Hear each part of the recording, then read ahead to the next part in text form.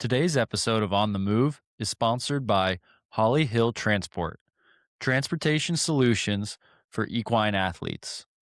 Holly Hill Transport is one of the nation's premier horse transportation companies with offices in the Northeast and Florida.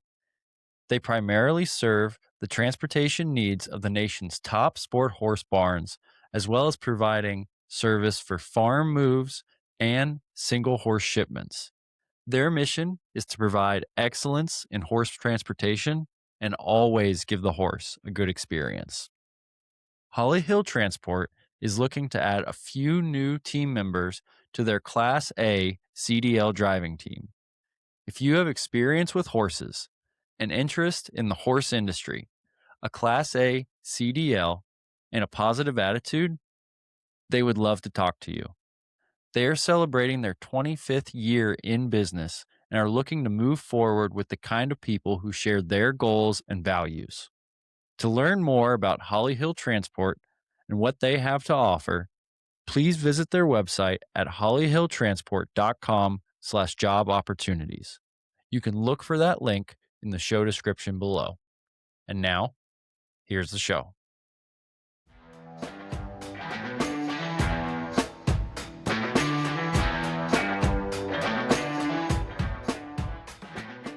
All right, everybody. Welcome to another episode of On the Move. I'm your host, Joe McDonald, and today my guest is Crockett Carothers from the Wealthy Cowboy podcast.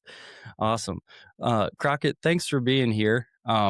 Crockett is a cowboy and rancher. That's probably how he likes to identify first, but he also runs a credit card processing business as well as his own media company, The Wealthy Cowboy. So, Crockett, thanks for coming on. Yes, sir. Thanks for having me. Yeah. Awesome, man. So, I know I put it in my own words a little bit, but before we started recording, you were talking about trying to define yourself a little bit better to people. In your own words, do you want to kind of explain to folks what you do day in and day out? Yeah,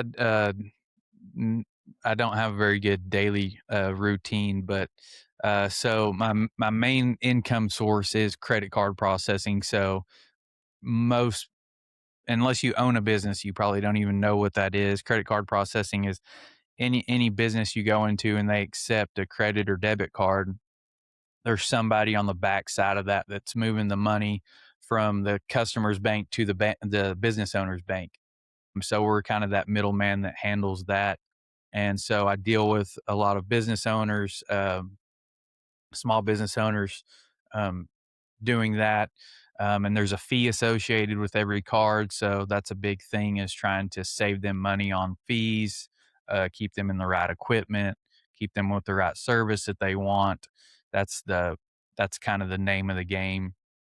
And then I've used my network in all of this media stuff that I do with the Wealthy Cowboy show. It's grown a lot through that, grown my network like that. And but that's like my main source of income.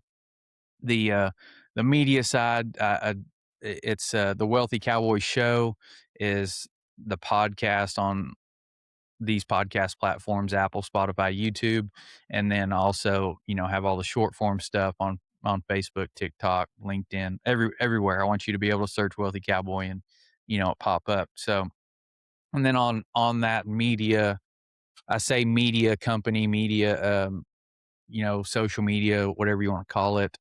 We also help business owners as well, through advertising on the show, helping them with their marketing, coaching them through how to use social media for their business to drive traffic, drive revenue, drive customers, drive sales, as well as create content for them.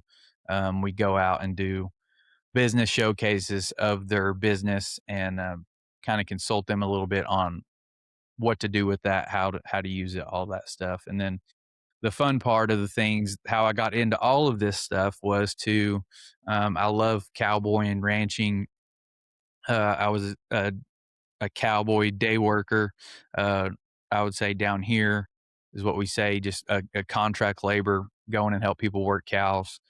Um, that's what I did for a living. I rode some colts, you know, trained some horses as well, just kind of whatever I could do to get by.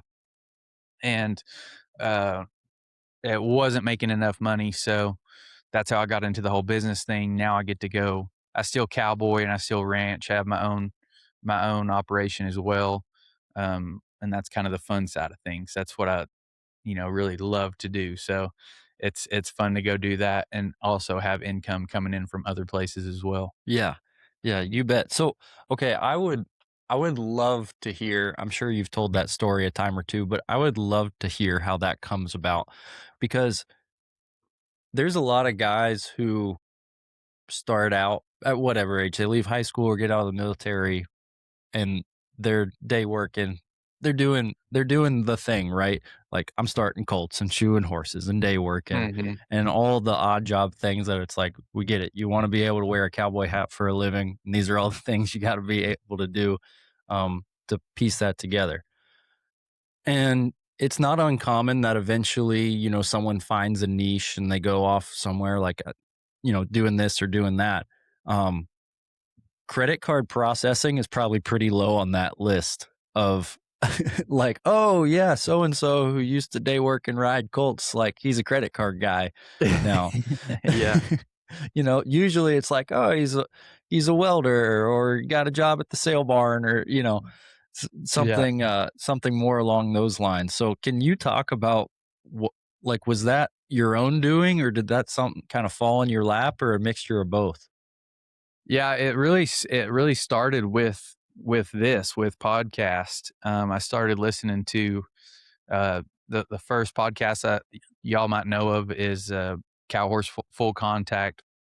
My Hmm. wife is into rein cow horses, and so she had it on one day. I got to listening, and I just love the storytelling aspect and the cowboy aspect that most of those guys have. So I binge listened to every one of those episodes, and then got to searching the podcast. I didn't even know what the podcast app was on my phone, so I got to looking for more cowboy stuff, and then ended up landing on some business stuff. Just I was like, this kind of looks cool, and so I landed on a business podcast that is similar to what I do as well. It's just a lot of entrepreneurs, different walks of life, different industries. So I'm hearing all these different things, and I'm not too concerned about it. I'm kind of just listening for entertainment, and because all I ever wanted to do was cowboy and ranch. So that's all I ever thought I was gonna do, and I finally got to the point where we were starting a family and stuff, and I wanted to make more money. So I'm looking for something to do that. And kind of the natural progression, like you said, is things about where most people go. Around here, a lot of people get their real estate license and go to selling real estate. Like you can throw a rock or dial the wrong number and hit a real estate agent. Um, and like horseshoers, that's a whole nother learned trade that you'd have to go do. But I thought about like going to learn to like teeth float in school to float horses' teeth. That's another little gig. Um, Welders, fence builders and metal buildings are huge down here. All those guys are staying booked up, but I wasn't. That takes a lot. It takes a lot of money to buy all the equipment as well as I would have to brush up on my skills of welding and all that. And I'm not really a builder anyway, so I kind of started ruling stuff out, and then I found sales. I started in insurance, and then found credit card processing shortly after. But it was low barrier to entry. You just go through a little training. In insurance, you had to get a license, but basically you go through some training, and you go try to start selling. And one sale, once I realized it, I made one sale on a phone call or a whatever, and you make a few $100 or $1,000 or whatever it is. And I was like, man, like this could get big. This could be cool. It wasn't hard because it's not like you're out there sweating or, doing hard things. Yeah. Yeah. So you're just talking to people, which can also be hard. It was tough for me to get used to, but yeah, once I kind of got into the hang of it, it's been really cool. And like I said, everybody kind of does that natural progression, but I was like, I want to set myself apart. I want to be different. So like credit card processing, like, everybody has a guy, like, but I don't know any guys that are credit card guys. But, you probably know a guy that's a horseshoer, a guy that's a teeth guy, a fence builder, a horse trainer, you know all these guys, but you never know this credit card processing guy. So I was like, I could set myself apart in the ag industry. And so now I've kind of niched down to that. I do a lot of feed stores, ag retail stores, um, Western stores, stuff like that. People in our industry, but that are also business owners that need this service. And I can kind of be that middleman that relates to them because I've sold feed. I still, sell some feed, stuff like that. I'm involved in the industry. So there's not that, language and mindset barrier there. Um, now I can kind of connect the two industries together. Interesting. Interesting. So if you're coming in, like, what was it that way from the beginning? Did you know that, okay, what I'm going to be successful in is selling to an ag business? Or at the beginning, were you like, I'm just going to work my way down the list of, whatever businesses in Central Texas, and then Mhm. you came to the conclusion through the process that, for lack of a better term, like, I need to stick with my people, right? Yeah. Yeah, it's I think most people go through this in any business, or doing a podcast, anything like this. I talk about like creating an avatar, knowing your niche, niching down. But yeah, when you first get in, it's just anybody and everybody because we can help basically anybody that takes cards. So that's who I was taking. And then as you get into the industry, this applies to everything. As you get into it deeper, you're going to start seeing which clients, which accounts are going to be better for you, which are going to, and you can also mutually benefit them more. And then also the people that you want to deal with and all of that stuff. You'll start being able to kind of, and especially once you get a book of business built up and you're making a little bit more money, you can afford to turn people down. Same as horse training. You don't always Mhm. have to ride dinks if you can start upgrading and say no to the crappy broncs and stuff like that. That should be the goal is to progress. So yeah, um, I kind of realized that I really like going in there and talking to somebody that's in the industry, and we have a lot of things in common. Or a lot of people that own feed stores or ranch retail stores or whatever also are ranchers or in the horse industry, rope. There's a bunch of commonalities there, Mhm. and I'm a customer of feed stores too. I buy stuff from any one of these stores. I can walk in and be a customer. So it was just kind of natural to progress that way. And then there's not.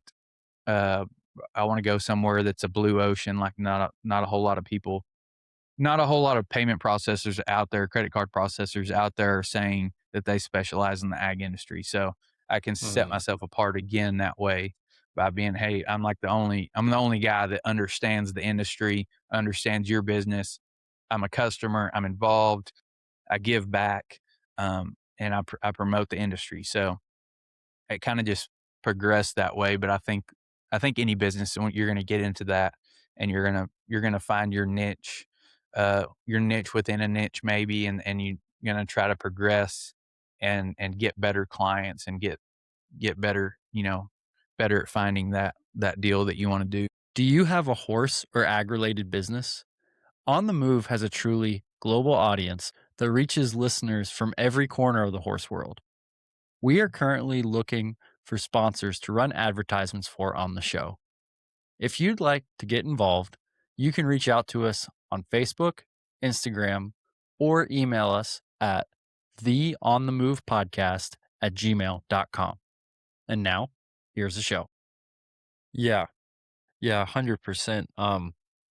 Someone who has been a business mentor of mine, and we've actually had him on the show recently, is Steve Ross. I don't know if you've ever heard of Steve Ross. That Um, sounds real familiar. yeah, yeah, he's he does a lot. He's a trainer, but he sells a lot of reining horses in Arizona. But the way you've probably known him is he also does all the like commentary for like the Run for a Million and things like Okay. that. Because he was a horse trainer and also like a high school football radio broadcaster. So he's a very good intersection of those skill sets. Yeah. Um, but his business advice to trainers, and I think it could apply to pretty much uh, any business, is you've got to shrink down to blow up, right?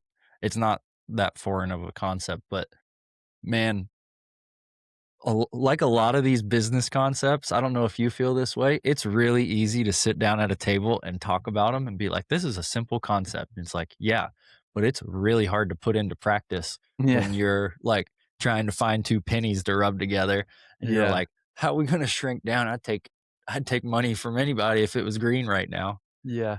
Yeah, I you mean, know? I think that's it when you're starting out. It's just you're gonna have to just, eat a little bit of shit at first and you take whatever you can get. I mean, it's the same and me looking for clients in Hmm. any kind of sales industry or you're riding colts or training horses for somebody, like the cow horse full contact, all those high dollar cow horse trainers, they all talk about when they started out, they took any kind of horse that they could get.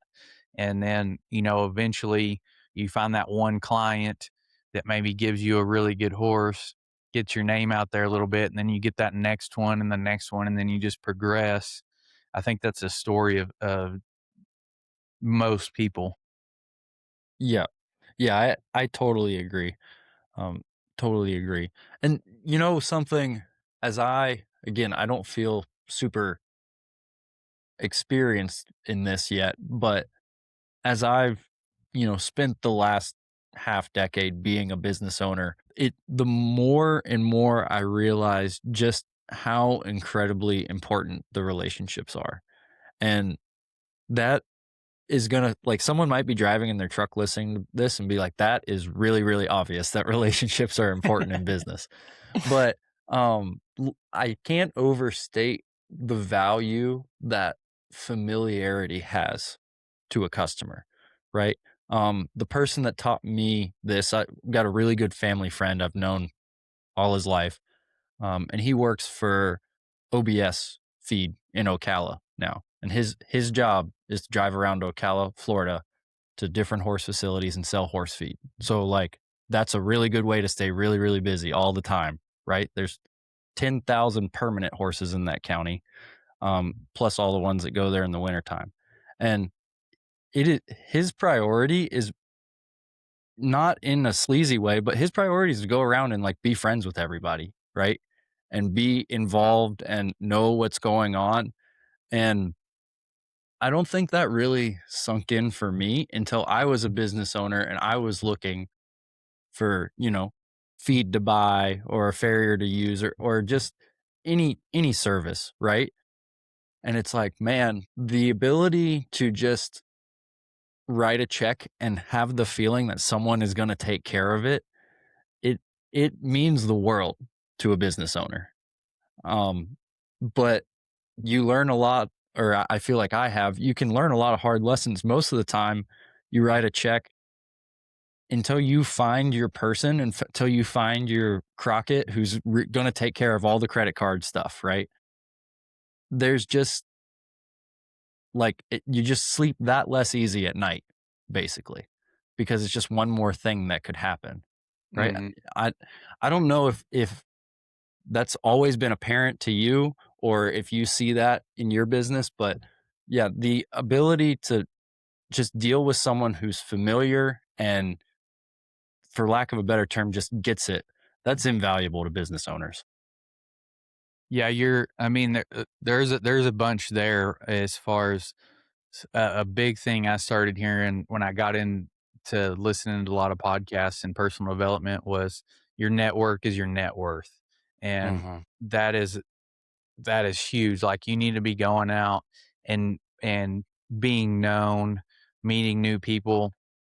You're one person away from changing your life, whether that one person gives you a piece of knowledge, whether that one person is a lifelong friend, it's a business partner, whatever it is. It's a client. It's a big client that turns your business around.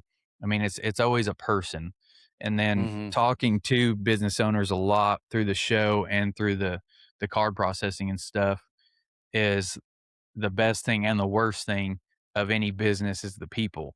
So if you have bad people, you're going to be cussing people all the time, and you have bad customers.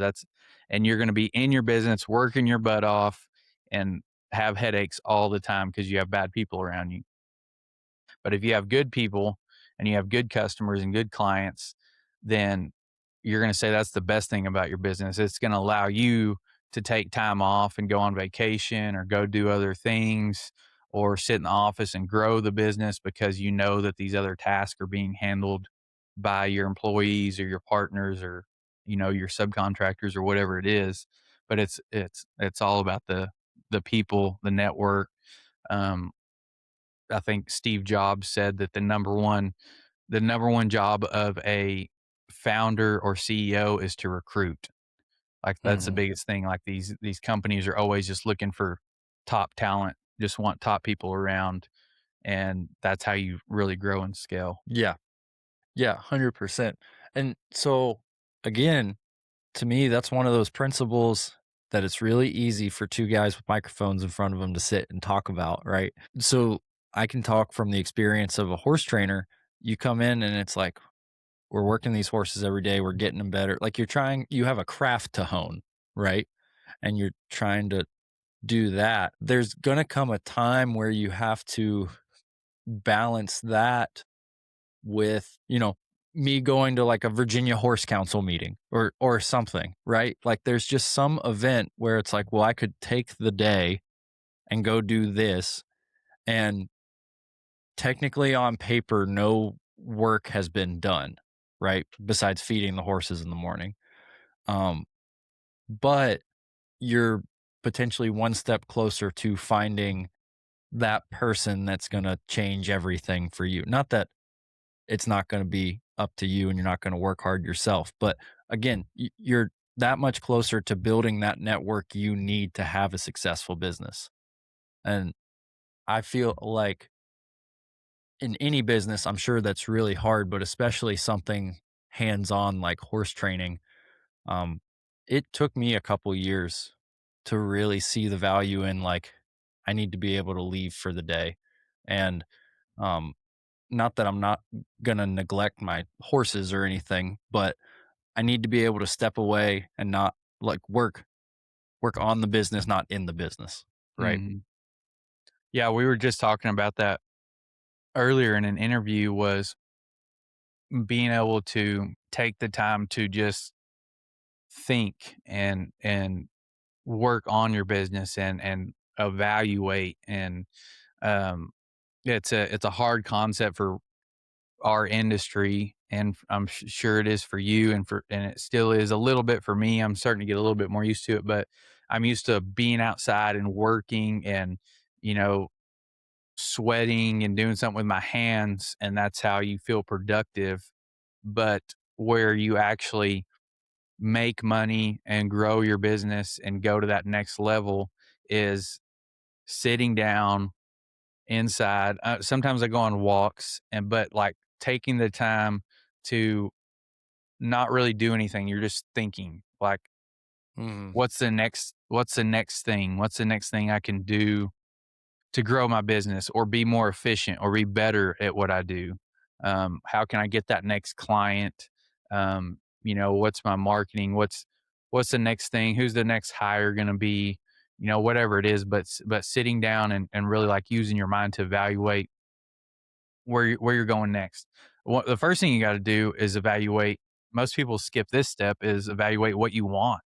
Really sit down Mm. and figure out what it is that you want out of life, and then start working towards it. And then keep reevaluating. Are you getting closer to that or further away? How do you keep moving closer to it? Yeah. Yeah. So, okay, let me ask you this. Have you ever read that book, 7 Habits of Highly Effective People? Yes, a long O time ago. Yeah.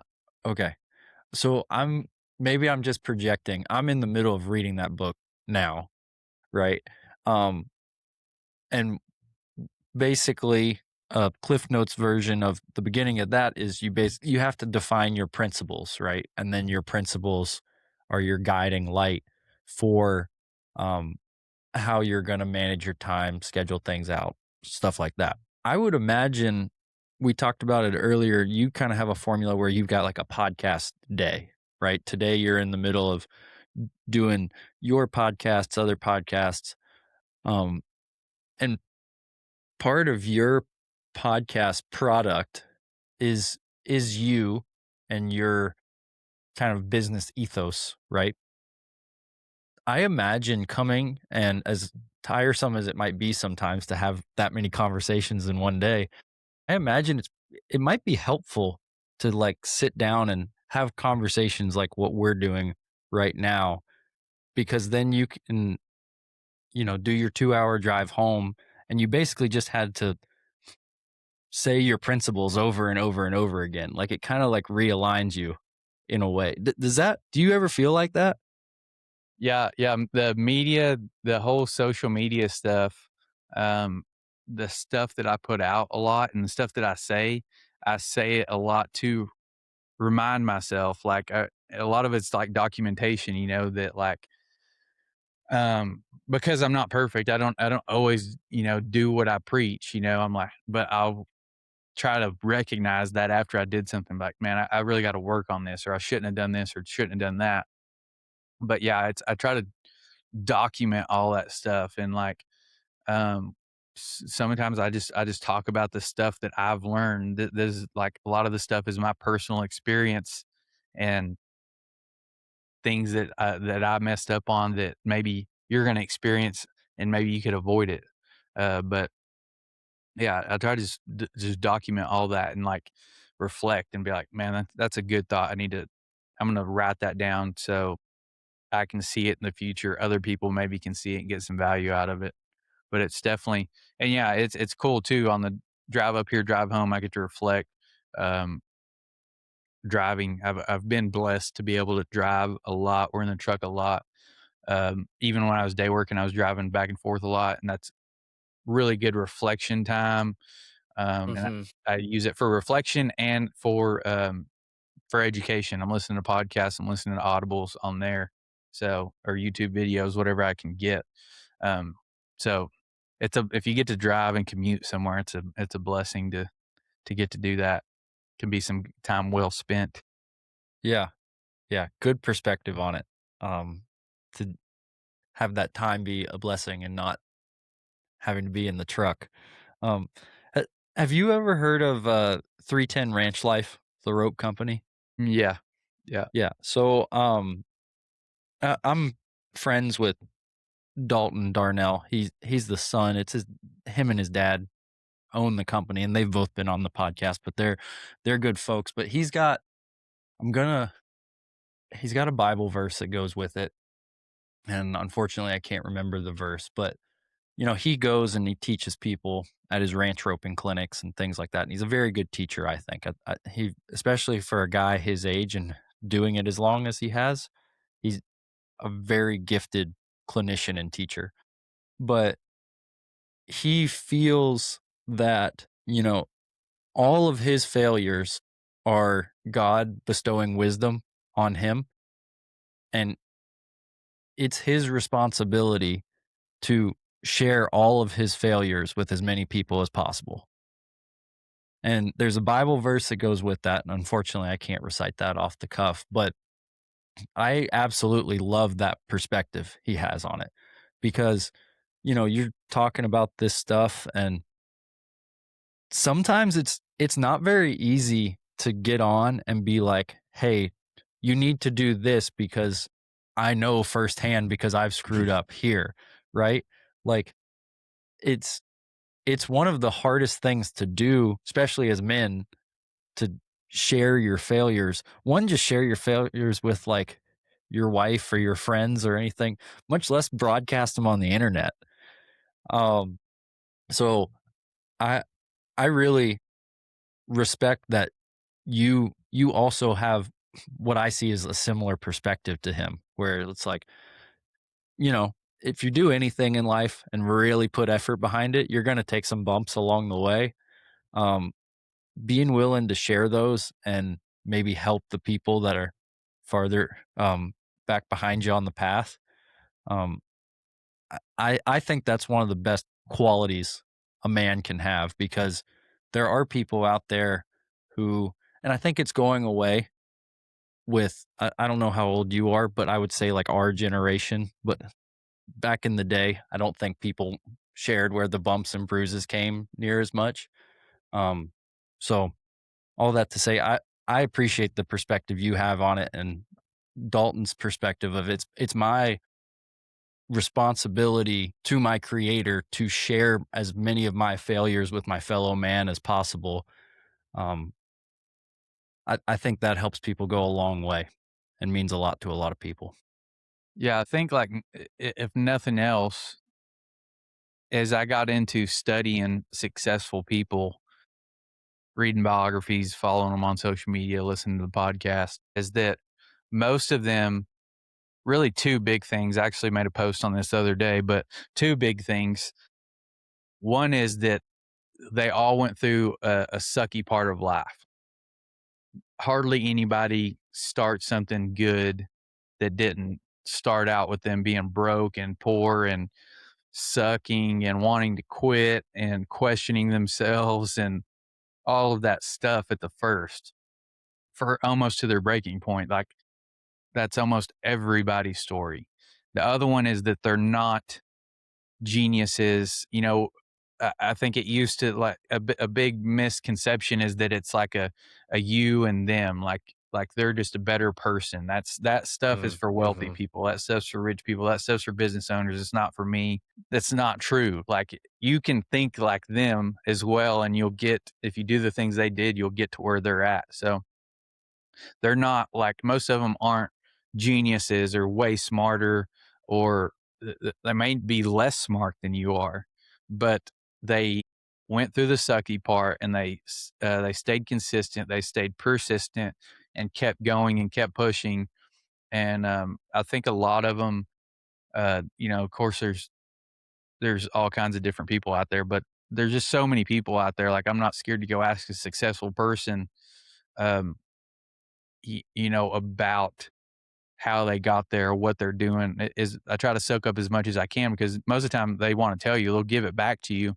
because that same deal. I think most of them want to help. And another thing is if you can show that you're actually taking the advice and using it, they'll probably help you more because most of the time you give advice out and you can show 99% of the people the path to whatever they want, their dream life, and they're not going to do it because the information is cheap, but the execution is the hard part. Yeah. Yeah. Well, I can tell you firsthand on that, like, to look at that through a horse trainer's lens. I've been blessed to be around a lot of handy people and get to um, go to different places and ride with guys who have really accomplished some things. And all of them, it's very common in the horse industry. Like, come here, I'll give you a lesson, charge you X amount for the lesson, all that stuff. Um, Literally without fail, um, all of those guys and gals, when they see that you're a trainer trying to make a living at this and you're like really trying to do what they say, after like the first time, they're like, no, just come ride with me. Like, don't, like, you don't have to pay me anything like that. Just like they want to share that information. Um, but like you said, there's just so few people that are really gonna put in the sweat equity to apply that information. Mhm. And go through the sucky part, because everything in life has that sucky part, and horses certainly do. So, um, it's been amazing to me over the years. Like, anyone I've reached out to and tried to get help with, as soon as they see that I'm serious about it, that it's an open book, and they'll go out of their way to accommodate me coming to learn. So Yeah, I it's think pretty amazing. that's a huge lesson that, we need to get out there more because like people get tired of giving advice out and people not, doing anything about it. So that's Mhm. how you show that you're serious. Is I always offer that, like, hey, I will pay you for your time. I want to come sit down with you and have lunch or meet with you. Whatever we can do, I'll come pay you for a lesson or pay you for your time or mentorship. Whatever we're gonna do, I'll pay you. Mhm. Or if you're starting out and you don't have any money, it doesn't matter. You have something, go do something for them. Go be a stall cleaner. Go saddle and unsaddle horses for them or something. Go provide Mhm. value somehow. And all that does is show somebody that you're serious. And that just shows that you're a little bit more committed, that you're serious about it, and you're going to probably implement whatever they teach, and that you're on the right path, as opposed to somebody that's just like that's interested. Successful people aren't going to waste their time, giving teaching you all this stuff, and then you do nothing with it, and then it's a waste of everybody's time. So, yeah, I always try to lead with value. Mhm. My podcast is a way that I do that. I can go ask anybody that I want now and be like, "Hey, I want to have a conversation with you. Would you come on the show?" So they're going to have a benefit to their business or whatever they're trying to do by being on the show and getting the exposure. And then I Mhm. also get to build a relationship with them as well and get the mentorship and the knowledge. Yeah. 100%, man. And I mean, I told you before this started, that was one of the reasons I wanted you on here because I was like, I could use some more business advice, 100%. Um, but yeah, this show, as many awesome, cowboys, trainers, clinicians, farriers, veterinarians, as many awesome people as we've had on. Um, I, I had to go a long time with this without making negative money basically because I was all of my opportunity cost producing it. But it was so worth it because it was my continuing education, really. Mhm. And it still is. I'm just fortunate now that enough people listen to my continuing education. I can sell a few ad spots. Mhm. Um, but yeah, something like this is super valuable, and I agree with you. People get tired of coming across people that dabble, right? Like, I don't want to talk to someone who I'm glad if someone does dabble in horses, and I bet they'd make a great client. But to pour in all this information just to have, because I've done it, like pour all this information into someone and they're like, oh, that was fun. And I guess I'll like get into dirt bikes next month, right? Like, it's just, it kind of leaves you with a hollow feeling. But at the same time, I've been fortunate to have people come out and help me and want to work for me, and really did work at it and really did take advantage of the little bit I had to offer. Um, and it's the coolest feeling in the world. You do that 10 times Mhm. out of 10. Yeah, that's it's kind of selfish to give, like to give it's for you to help somebody like that, like in your case, somebody comes to you for lessons or training a horse or whatever, and then they go on to win a show or something like that. That probably makes you feel better than if you would have Mhm. won, just because Yeah, you for had sure. your part in it. So it's cool to see people that you help succeed and be able to give, help somebody along the way and help them succeed in their life. I think that's a way cooler feeling than just having success yourself. Yeah. Yeah. I totally agree. Um, so so I'm gonna switch gears a little bit.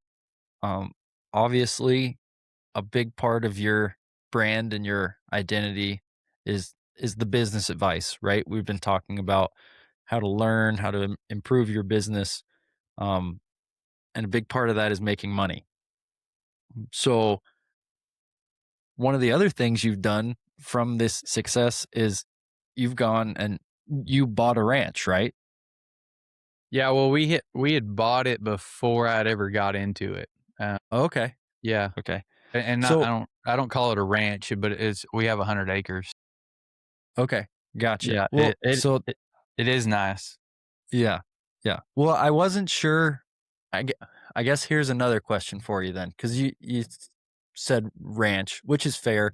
We actually we've got a joke, my friends and I, like west of the Mississippi, everything's a ranch. Like even if it's like 15 acres in Southern California, it's a ranch, Yeah. right? And then east of the Mississippi, you could be running 1,500 head on it, and it's still a farm, Yeah. and no one's planted anything in the ground or anything, but it's just a farm because you're Yeah. east of the Mississippi. It's Yeah. farms and ranches. Um, but anyway, so you don't like necessarily make money in the cattle industry then. Yeah, I mean, I do. I have a lease place, and I actually, I mean, on that 100 acres. So that was the deal when we bought that was kind of my venture into my own operation. I've tried just about everything in the ranching, the livestock side of things, I guess. So we were into horses and day working, so I wanted to supplement that. Um, I was gonna precondition yearlings for for other people, and then but we ended up the first thing I did was bought a set of heavy bred heifers and calved them out in the wintertime.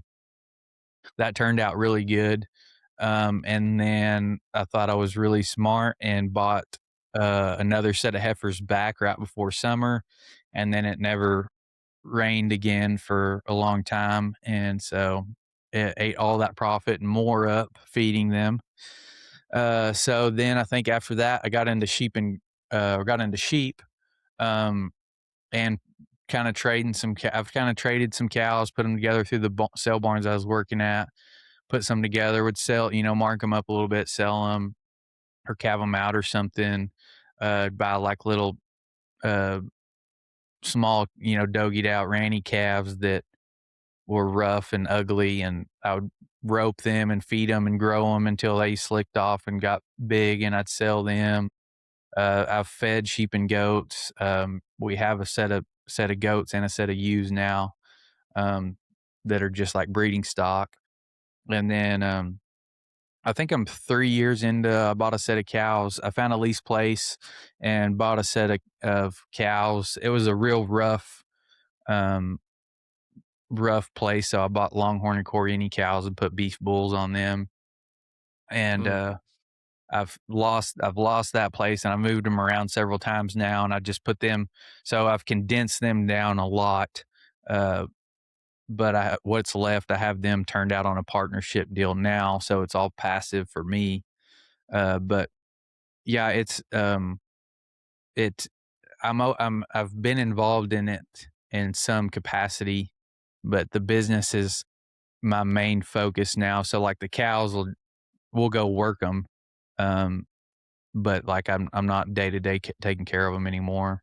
Then the sure. stuff at my house is pretty low maintenance, and I don't have any high risk stuff or anything. I'm really just kind of letting the grass grow right now. So and kind of looking for opportunity.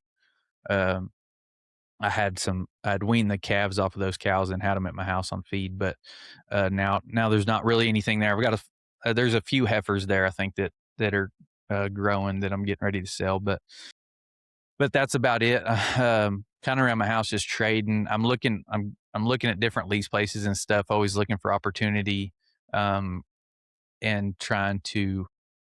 I've found some places and trying to make that pencil out now with the interest rates and the high cost of everything. So um, I haven't committed to anything new yet, but yeah, I'm always looking for something. And the ranching and the cowboying is my passion. And now going into springtime, we'll probably start doing a lot more cow work for the public, for day working for different people, working calves this time of year. Looking forward to that. And then usually the business side of things kind of takes a back seat when I can go do some ranch work. Yeah. Yeah, as it should, man. I totally get that. I totally get that. So you kind of got to the point I was trying to get to, because I'm also like I'm in a position where the horses for us, the horses pay for everything, right? Um, Me and my wife anyway. And we're looking at taking over a family operation and how we're going to take our existing business and integrate or balance a livestock business. And man, it's funny, it's a lot of people's dreams, but man, it's really hard to make money with livestock sometimes. And you kind of just alluded to it where it's like you can do something and you calve out all these heifers and you're like, I'm really, really smart. I'm a good cattleman. And then you get humbled for like the next 3 years in a row or whatever happens, you know? Um, and I know through your show, you you've interviewed a lot of people who have been successful in in the ranching and livestock world. But as you alluded to earlier, they probably had to take some pretty hard licks before they got successful now. So I'd be curious just with your personal experience and then the wealth of people that you've gotten to talk to, um, what do you feel like are some do's and don'ts? If there's people out there who are like, oh, we got whatever we're doing going, and then we want to supplement with livestock. We want to precondition yearlings, or we want to buy a few mama cows, or whatever. Like, because a lot of people get into it thinking like, I'll now supplement my income this way, and not that you can't make money, because I don't want to like continue that idea. Like, I'm getting off topic, but when I was gonna marry my wife, and I told my grandmother that, well, I'm going to train horses, and then our goal is for her, like, the business to grow enough that she can quit her day job, and she also trains horses with me. And my grandmother, who's loved me since the day I was born, looked me dead in the face and was like, well, if one of you is going to work on the farm, the other one has to have a job in town. That's just the way it is. And That's a like, dangerous phrase. yeah, yeah, and so, like, it takes a lot for me to take a punch in the gut, but for your 90-year-old grandmother looking you deadpan in the eyes and telling you, like, the dream you have is like, "No, that's not possible." I was like, "Okay, well, I guess I'm just gonna go do it anyway." So, Yeah, it's so all that to say, yeah, go ahead and give share your thoughts on that because 'cause I'd be curious to get your 2 cents. yeah, there's that big misconception that you can't make a living doing it. It's not profitable, all this stuff. Um, and it's just not the truth because people are out there doing it every day. And you really, uh, we talk about mentors and stuff a lot. You definitely want to talk to somebody, like get into their books, get as deep as you can, because you may think somebody's successful in their operation because they have new pickups and trailers and fat cows and stuff like that, but they may not be profitable. They may have income somewhere else. So you have to really get into that. But there are people that actually, I've had them on the show, that actually started small and grew and scaled because they made the right business moves. Um, a good guy that I just had on this, I talked to this morning. Um, Dallas Mount runs a school and a whole business called Ranching for Profit, and really teaches business principles applied to ag industries. And he said he said a really a funny thing in there was, we were talking about context, and I was talking about learning all this stuff, but you don't really know anything until you get out there and do it, and then you can reference back to it. But but he's like, yeah, the best thing is for you to go lose 50 grand, and then you come to the school, and then you can kind of get, have some context. Um, but it's definitely, you're definitely able to do it. I think a really big thing, this doesn't just apply to ranching, but in life in general, is to take emotion out of it. Or, or like I said, figure out what you want to do. If you just want to ranch for a hobby, then none of this stuff matters. But if you want to, if you Mhm. want to ranch or be in the ag business, farm, whatever, for a business, then it needs to be profitable. And if you're going to look at it like that, you take the emotion out. Um, I've, I think I've mentioned it on on a bunch of my stuff. I know I've told a lot of people, like, I could sell my cows at any time. Like, I'm looking for an exit to sell out of the cattle business right now because it's really high. So I'm going to get a really high return, but I would have to go deploy that capital somewhere else. So if I could get a better return and real estate or a business deal or investment somewhere else, I would go do that and be fine with exiting the cow deal right now or the cattle deal. But I don't have anything lined up at the moment, so I'm still ranching those cows. The same thing comes down to when I'm day working and we're palpating cows or we're culling dry cows or something like that, and the person goes, "Oh no, we got to keep her because that's old so and so. I raised her out of this cow and this one, and that my grandma gave me that one, and I raised this one from a bottle calf. We can't get rid of them." If you get into all that, then it's it's probably not going to be profitable. Dallas in that episode, he talked about really breaking it down, taking emotion out, writing down what you had, and he said like every day you can reevaluate. Like if you would you buy that cow again today? Would you buy that cow again today? Would you buy that calf again today, or would you sell it and get something else that gives you a better return? So if you're doing these things for profit, you just have to take the emotion out, and if you set your mind to it, you can achieve anything. There's that people say that stuff all the time about ranching and farming and agriculture and training horses and cowboying and day working and all that stuff. You can't make a living at it. You got to have something else going on. Well, Mhm. you don't have to. Um, at some point there probably is a cap on your time and stuff like that, and then that's up for you to decide whether um, if you can just completely max out your time and capacity and efficiency and skill set, and you're gonna make 100,000 a year, and your spending habits, your way of life only takes 80,000, then perfect. That's awesome life. You can invest that 20% or whatever, and and have that going for the future. But if you're gonna max out your horse training business or whatever it is, and it maxes out at 100,000, but you want a $200,000 life, then that's not going to work. You're going to have to Mhm. get into another business or get into side hustles or something, which side hustles aren't always the answer. But yeah, it's a you can achieve it if you want to, but one thing is you have to figure out what you want. Is it possible? Um, the laws of physics, is it possible? And then take emotion out of it. Yeah. Yeah, 100 well, I this is kind of going off into the weeds a bit, but I actually really agree with you with the side hustle thing because that's something that I've seen. I don't wanna say it's the death of someone's business, but it really stifles young horse trainers for a while when they have a like, they're trying to make ends meet, which I totally get, and then they have a side hustle, but then the side hustle is maybe 20% of the income and where 50% of the time is going, right? Um, and I It's a distraction more than anything usually. 100%, and I'll give you an example.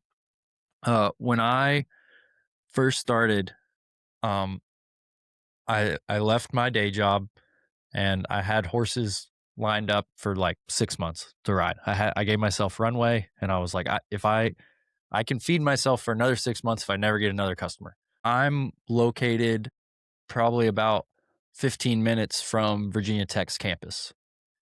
Um, and I had a garage that I wired with a 120 voltage, or 220 voltage, sorry. So I could plug in a camper. I had a camper at the time, and I would rent out that camper for all the Virginia Tech football games and like graduation and stuff like that. And it was a really good way to make couple extra couple thousand a year, basically. Um, but there was like a very clear point where as I could charge more for riding horses, I was like, it's not worth my time to go in there and change the sheets in that camper and freaking fix the thing all the time and stuff like that, right? And then I sold the camper and sold the camper and then bought a drag for my arena. And I was like, okay, great. Like we're moving on. But that wasn't necessarily the plan. Like looking back, I think I that was one of the few business things I did correctly. But I could totally see where I could start making some money there. And then it'd be like, well, maybe I should get a second camper. Right. And then like all of a sudden you run in a campground instead of training horses. Yeah. And I see people do that. And I think it goes back to what we talked about earlier. You've got to have those principles, right? You got to have your set principles that you're working towards and operate off of those. Um, as far as the livestock thing is concerned, I think again that's one of the hard things with horses and livestock is there's a lot of romance. Like that's why people are attracted to it. There's a lot of romance.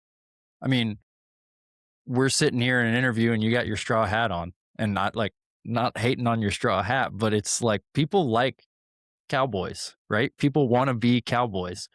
And so you can't like at some point if you're going to be successful at either of those professions, you've got to be a little more Woodrow Call and a little less Augustus McCrae. Like you can't be the romantic by the fire pit all the time.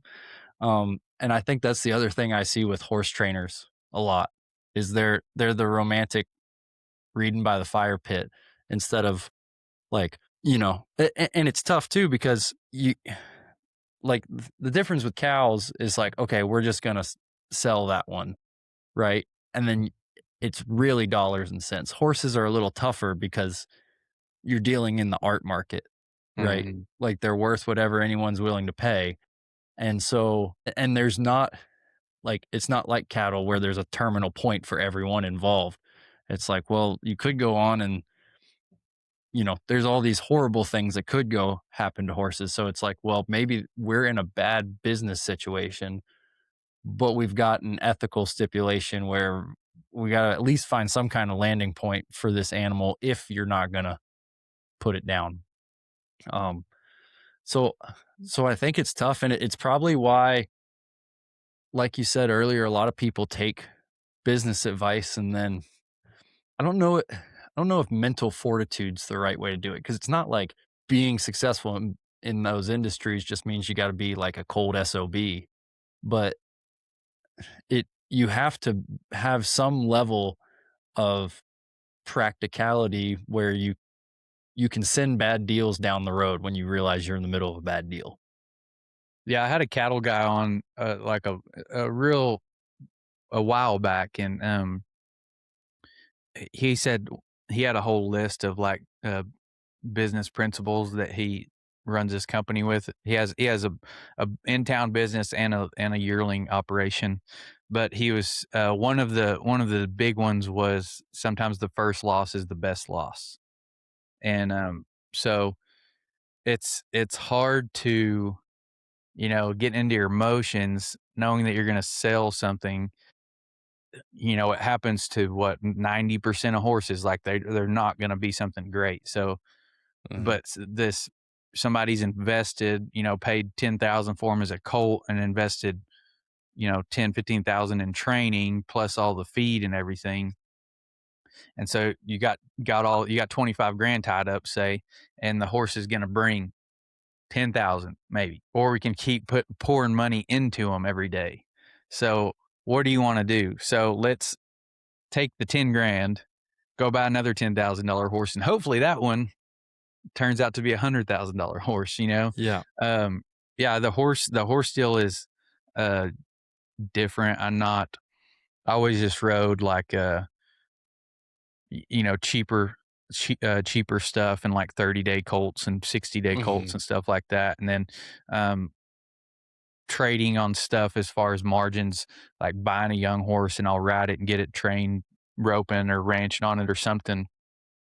It's never even if it looks like a profit, it's probably usually not a profit, but it is emotional, Yeah. and I was gonna be riding a horse anyway, so it's kind of a different deal, but, you'd have to talk to more of a horse trainer on what to do there, but yeah, Yeah.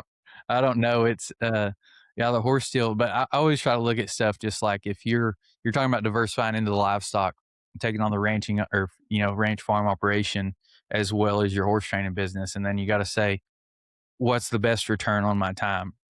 This livestock operation is making this much, but if I just put that amount of time into my horses, I can make this much more. So I don't want to jack with this. So you could either, um, there's a lot of history there, so you're not going to turn it down, but you could hire somebody to take care of it, or you Yeah. could change the. There's a couple options there. You either passively do it to where you pay for somebody else's time to do it, and then hopefully it breaks even or gives you a little bit of a return still, or you revamp the operation to where it's more profitable to go do that than and you can cut your horse riding in half. But Hmm. you just have to look at your best return on time, and then if you're investing money, your best return on investment. Yeah. Yeah, for sure. And I think a lot of this boils down to something you said in the beginning, taking time to work on the business, right? Like if you truly do that, most people have enough common sense that it's hard to get too off into the weeds. Um I think where a lot of people get really emotionally driven is they're just in it every day, whatever it is, and they don't sit down and take the 10,000-foot view and look at the spreadsheet and run the numbers and do all those things. Um, Yeah, a really good practice is to get somebody outside of your industry and have a conversation with them because they're going to bring up questions that you would never think of because mhm, they don't know. So if you're a horse trainer in livestock, just go talk to a s- you know s- straight business person that's in town or money person, um, and get their views on things, and they'll get you thinking about different things that you never would have thought of. And then, of course, also you want to be talking to people ahead of you. I think it's really good to have somebody a few steps ahead of you, that's really attainable to get to where they're at, and then also have like a hero that you can reach out to a little bit that's like way ahead of you. But um, all those things, yeah. But it's really hard to coach yourself and mentor yourself, and because you're stuck in just what you see. So yeah, yeah, for sure. So, well, I'll say one last thing because we mentioned the horse deal, and man, that's 100% a good way to lose money. Like 90% of the time is just get wrapped up in horses, especially. It probably is not in my best interest to say this, but especially sending them to a trainer to get developed and do all the things. Um, my grandfather had a saying. Wasn't pertaining to horses, but it definitely applies. And I tell it to my clients all the time when they're in a bad situation. Not that I have a lot of bad situations in my business, but they do come up. The quickest way to get out of a hole is to stop digging. yeah, yeah, So that's a good one. so that's the biggest thing about horses and cattle too, man. Like it's not like a stack of iPhones that you can just keep in your garage until it's Thanksgiving and then we'll sell them then, right? It's like they're gonna eat every day, and if it's a horse, it's probably gonna need to stay tuned up to some degree, and there's just gonna be so many extra like, anytime you're not selling them, you're you're actively losing money until all of that comes to fruition and you hopefully liquidate an asset. A lot of times it's more of offloading a liability though. Mhm. Um, so that's what I tell people is like if it's not working out, quickest way to get out of a hole, stop digging. Um, as far as I'll be honest, man, it's very impressive to me anyway, like what you've been able to do and especially just viewing you from the podcast lens, like the reach you've been able to get in the amount of time you've been doing it. what are your goals moving forward at this point? Do you want to move forward with livestock or build the media more or do more with the credit card processing? Like, what do the next 10 years look like for you? Yeah, I'm really just looking at scaling the business, um, and looking at profitability, and driving revenue is what I'm focused on. So, um, keep building the podcast and media company. Uh, I can s I'm always optimizing for freedom, and these are all things that I can do without taking a whole lot more of my time. So, uh, luckily, they're very scalable things. So the media company, just keep scaling it. We're consistently growing all the time. Uh, Probably going to start trying to pump more content out, and I may kind of delegate some of that stuff out as well. Uh, then on the card processing side, that's super easy to help more people. It's not really limited to much. Just being able to talk to more people, have more conversations. So that's super scalable. The cattle operation, yeah, I'm like I said, I'm looking at some different lease deals and stuff like that to get into maybe if all the numbers work, but I'm looking for profitability first. So like I said, I don't have to scale that. I enjoy going and working other people's cows too. So um, that's fine with me. But we have a small growing family, so I'm always optimizing for freedom. I'm always wanting to do something that, um, is not going to take away from that. So, but at also the same time, I have to provide for my family. So I'm I'm balancing that out and spending as much time uh, with them and growing that as well as the business side without taking too much time. So yeah, just growing that and driving revenue. Um, Focusing on that. Um, I've been looking at maybe buying a feed store or like an ag retail type business. Even like getting maybe buying some media stuff. So we'll see where that goes. But really just Like a looking for media opportunity. company? Do what? When you say media stuff, like a media company? Yeah, buying Okay. another media company, so expanding that. I'm looking for something. I'm looking for opportunity to drive more revenue to my companies. So Yeah, absolutely. Well, let me ask you this, man. Like, we didn't get a ton into your background, but you said you're in Central Texas, kind of day working, doing the deal. You you had access to information that is very readily available to pretty much anyone. Like it wasn't like someone oh like it wasn't a Pretty Woman situation, right? Where you're Julia Roberts and then some like tycoon like picks you up and be like, "Let me show you how to be successful at business," right? yeah, Um s- so what do you think was different about you where cuz lots of people had access to those podcasts or those books or whatever. I mean, I could name 10 of them I know right now that were in your situation, but didn't necessarily take that information and build something. Um, which I'm not saying is a bad thing. I'm just saying like you had a different response to a lot of that than most people. Um, like what do you was it just maybe something different how you were raised, your experience, your mindset towards it? Like what do you think made the difference? no, it was just pain. The pain of staying the same became worse than the pain of the unknown. So that just moved me. I'd been hearing all this stuff, so my mind was kind of open to it a little bit, a different way of thinking, and finally it just got to where I'd had enough. I knew that I couldn't. Not that I was headed down a bad path or anything, but it wasn't moving me closer to my goals and where I wanted to be. And so I knew I had to take action. So that first step is always the toughest. And I'm not a uh, extrovert person or like anything like that. Like I always hated public speaking, speech in school, and all that stuff.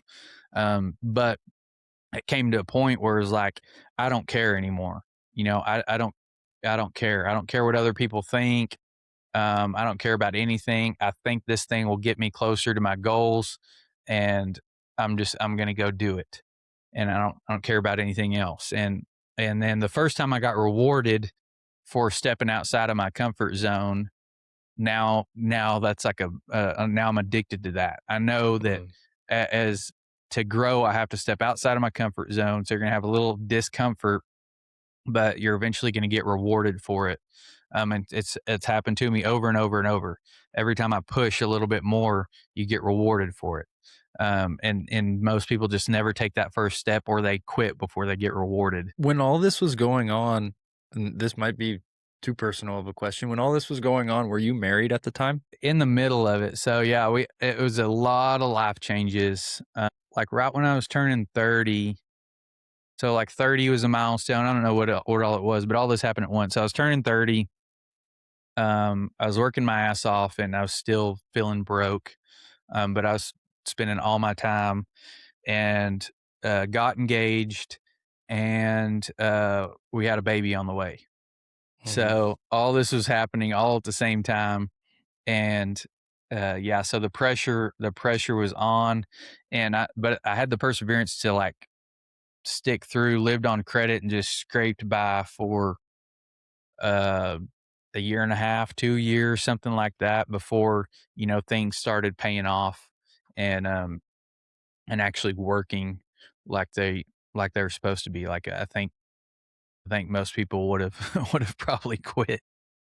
yeah, yeah. Well, so the reason I ask is because I know for me, being engaged and then being married, that I think just was enough of a perspective change for me where, like you said, like, I don't think it's not like I don't wanna say this the wrong way, 'cause the pain wasn't coming from being married, right? I Mhm. liked being married, but the pain was not being able to provide for someone other than myself the way I thought I should be able to.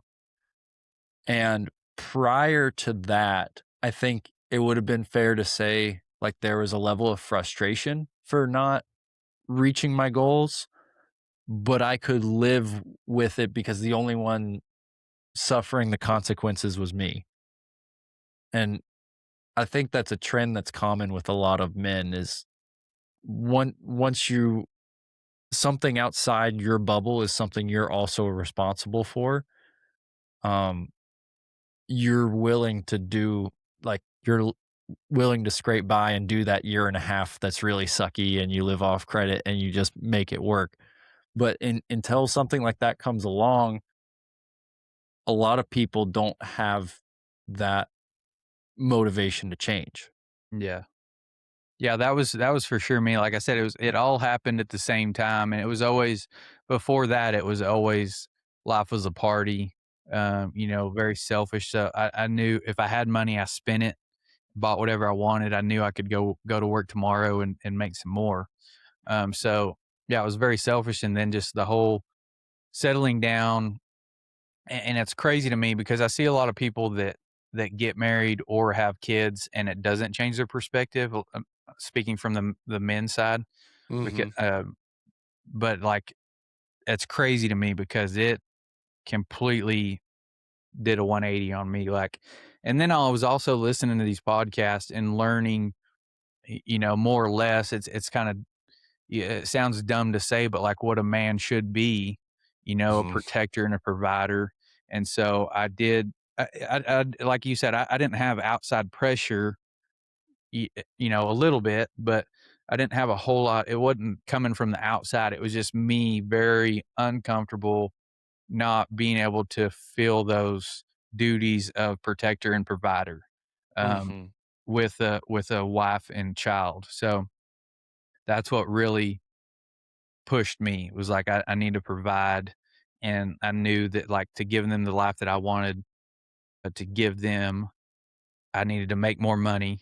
That's what pushed me into business, and that shifted my mindset to I don't care about what y'all think about what anybody else thinks. Like I'm doing this for them, and so that's all that mattered, you know. Yeah. Yeah, all of a sudden your ego's not very important at all when that No. kind of stuff rolls around. Yeah. Yeah. Well, that's cool, man. I kinda had just the way you were talking, I had a suspicion that was kinda played a part in it, and I've went through a very similar thing, and I think it's probably one of the best changes in my life by far. Yeah. Like, I love being married, and I'm, feel very blessed, but, um, I wanna be sensitive of your time because I know you're in the middle of a marathon, but I do have one other question while we were talking about that, and you're a credit card guy. Well, this is like, I see the irony in this question. As far as a business owner, what's your perspective on leveraging debt and utilizing other people's money? Yeah, it's a it depends question, you know?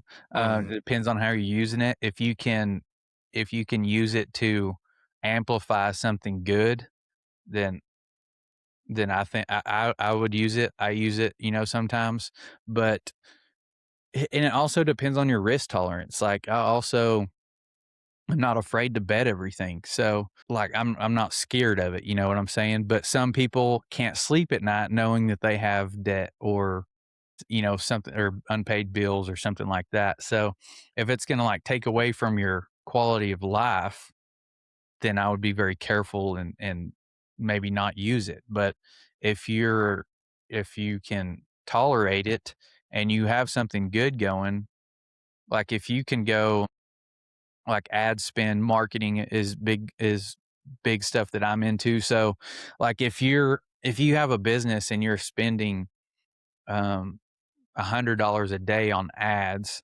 and you're making, you know, 2 to 300 or $400 a day off of those ads, let's start bumping it up. Whether you got to do that with a credit card or a line of credit or whatever. And can you take that to $1,000 a day, and then you start making $3,000 a day? And then how high can we take it? Like, let's see how far this thing can go before we have diminishing returns. So, can you take it to 10,000 a day? Let's scale it to that and see. Oh, we only made 9,000. We're only making 9,000 now. So let's scale it back. So, like, if you're doing something and it's working, obviously it amplifies it. If you're starting out, you don't really know. Um, it can be tricky. It's going to be kind of on your tolerance, but uh, yeah, I mean, there's differing opinions on that. Rich Dad Poor Dad's a great book for somebody to read and kind of learn about money and investing and stuff like that. And he's big on debt. mhm. Like, Grant Cardone's a big investor. He's big on debt. So it all just comes down to, you know, what's the return going to be basically.